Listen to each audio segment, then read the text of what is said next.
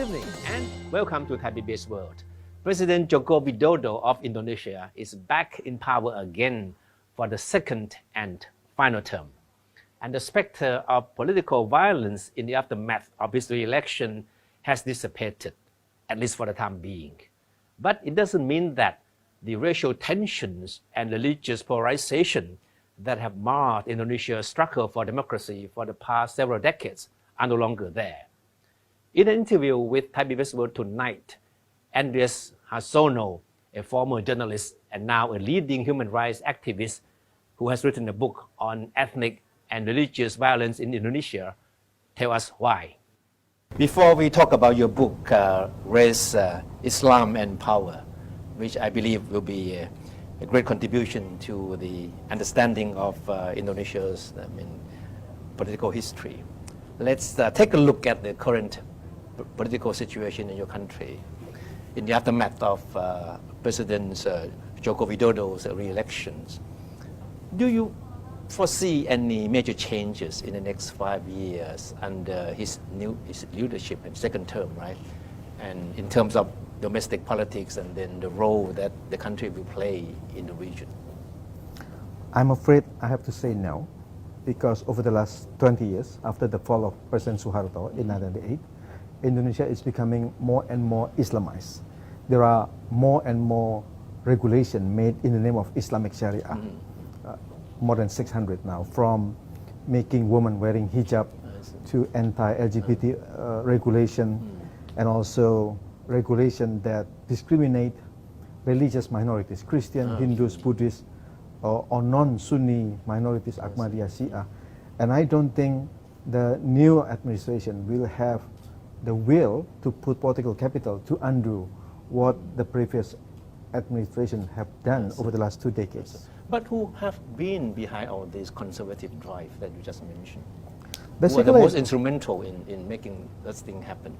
Well, basically, Indonesia has always had this Islamist organization who would like to campaign for the so-called Islamic Sharia.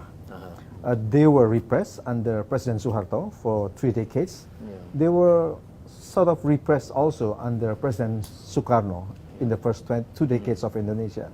So in 5 decades they were repressed, and before that they were given some ways by Japan, and before that also kind of accommodated by the Dutch, but again not as much spaces that they have after the fall of Suharto. Now they are emerging, flexing their muscles. So you mean that even with a new mandate, President Joko Widodo wouldn't want to dare to confront this conservative? Oh yes, it might cost him his job. Okay, now let's talk about your book, Race, Islam and Power. It is about ethnic and religious violence in post-Suharto Indonesia, specifically. I was told that you have spent more than 10 years. 15 years. 15 years having talked to 2,000 people or more? More than 2,000 sources. And visiting almost all parts of the country. Yeah. I mean, and the book is basically about Indonesia's struggle for democracy. Yeah. And it's a struggle that has been mostly marred by violence. Right? So what have been among the most startling things that you have discovered in the course of your gathering of information, talking to people, and your travel to many parts of the country? I just realized during the trip that the animosity against 2 big words in Indonesia is deeper than I thought. There are 2 most important words in Indonesia. One is Islam, because Indonesia is the largest predominantly Muslim country. And the second is Javanese, ethnic Javanese from Java Island. All Indonesian presidents are Javanese. The hostility against these 2 identities are quite deep. Hostilities among which group of people in particular? In Sumatra Island, for instance, the second most important island, they dislike the Javanese. And of course, in many parts of eastern Indonesia that are predominantly Christian, they dislike the rise of Islamic power. Okay. And also in Borneo, Borneo has many ethnic Dayak population. They also thought that this is a threat, the rise of Islamism in Okay. Indonesia. Okay. So those are the dynamics of Indonesia. Basically, the dynamics are revolving around these two identities, Islam and Java. I see. And what does the dislike, toward these two words you just mentioned, manifest itself? In Aceh, for instance, in northern Sumatra, they call that Indonesia as a nation is the pseudonym of Javanese nation. Okay. The Acehnese argue that the Javanese, which is the biggest population in Java, very densely populated, they cannot live without the other islands. Thus, Java need a pseudonym to colonize other island, and they cannot use the name Java. Thus, they introduce the notion of Indonesia. I disagree with that argument, of course, but this is the thing that happened in many parts of Indonesia. I see. You were a journalist before, Yeah. and now you're a human rights activist of sort, right?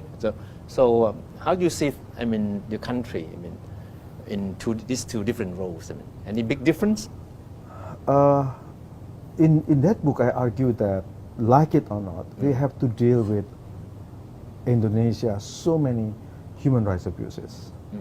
And the mother of all violence in Indonesia is the killing of 1965, that killed at least 1 million people. In the fall of Suharto, I estimated at least 90,000 people were killed. Okay. From East Timor to Aceh to Papua, the killing of ethnic Maduris, or the killing in the Moluccas Island, Muslim killing Muslim, Christian killing Muslim, and Muslim killing Christian, whatever. But post-Suharto government does not want to deal with that. They thought that the past is the past. Okay. Let's move forward. I don't think we can handle that. Indonesia will find colossal difficulties if we don't want to find the truth about what happened in our past. But what has stopped, efforts, to find out the truth? So hasn't there been any official investigation into those atrocities? No. Until now, ethnic Maduris, for instance, this is Muslim group, they are still widely discriminated in Kalimantan because there was no official investigation about what happened. 6,500 beheaded at the time. History books in the school do not teach us the younger generation about what happened in our past. It is as if they are just swept under the carpet. I see. You mean the 1 million people killed? 1 million. People in the 1960? 65. 65, right? After the communist, the riot there. You mean those people died and nobody really knows what happened? Yeah. Until now, the history of 1965 is always about how the Communist Party tried to overthrow the Sukarno government at the time. But it did not mention about the killing. It did not mention about how the army, with the help of some Muslim organization, retaliated by killing 1 million communists and then put about 100,000 into labor camp in an exile island until the fall of Suharto.